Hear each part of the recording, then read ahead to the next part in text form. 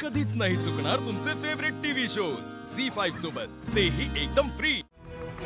माझं तेव्हा माझ्याशी असं का वागलं असेल? माझा अजून विश्वास बसना झाला याच्यावर. आणि माझ्यापासून एवढं सगळं लपवून ठेवलं. त्याच्या मनात जरा सुद्धा भाग्याबद्दल विचार नाही आला का? भाग्य कुठे? खोलीत आहे. तिला कशाला एकटीला ठेवायचं तिथं? दादा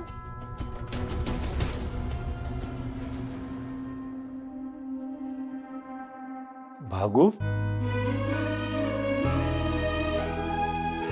काय झालं रडायला? अगं मी आहे ना. हा, अगं तुझं दादा असल्यावर कसलं टेन्शन नाही घ्यायचं. माझं चुकलं दादा. मी पुण्याला जायलाच नव्हतं पाहिजे. मग घरात बसून राहायला पाहिजे होतं का? अगं येडे का तू? अगं पोरींनी ना लढायला शिकलं पाहिजे. असं घाबरून घरात बसल्या ना त्यांचं घराबाहेर पडणं अवघडून बसल. माहिती तुला, इथं पावला पावलांवर हायवण टपून बसलेत बाईचं लचकं तोडायला. अगं अनेक पुरुषांना बाई पुढे गेलेलं आवडत नाही, त्यांना पचत नाही, त्यांना रुचत नाही, म्हणून ते असं पोरींची बदनामी करतात. दादा पण माझी बदनामी व्हायची ती झालीच ना. अगं अगं लोकांचं नाही मनावर घ्यायचं. ते असं बोलतच राहतात, म्हणून काय असं घरातनं बाहेर पडायचं थांबायचं नाही. मला सांग बागे, बाहेर ऊन असल्यावर आपण घराबाहेर पडायचं थांबतो का? नाही ना.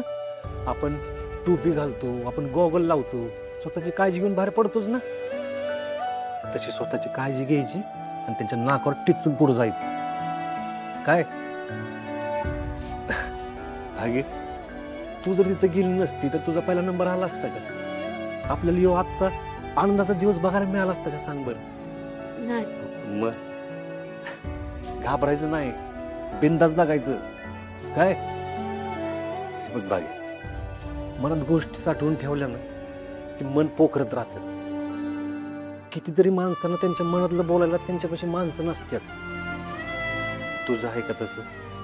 तुझ्यापाशी मी आहे, तुझी वहिनी आहे, तुझ्या बहिणी आहेत, त्यांच्यापाशी मन मोकळेपणाने बोलायचं. तुझा दादा आहे ना, दादाला विश्वासात घ्यायचं. त्याच्यापासून इथनं पुढं काय लपवायचं नाही. काय नाही लपवलं. चल आता हाच बघू. एवढंच? किती खळकून हसते तू, तसं हसून दाखवत. दादा एवढंच? अजून अजून एवढी चांगली असते रडूबाई झाली तू. झी5 ॲप डाउनलोड करा आणि पहा सर्व एपिसोड्स एकदम फ्री.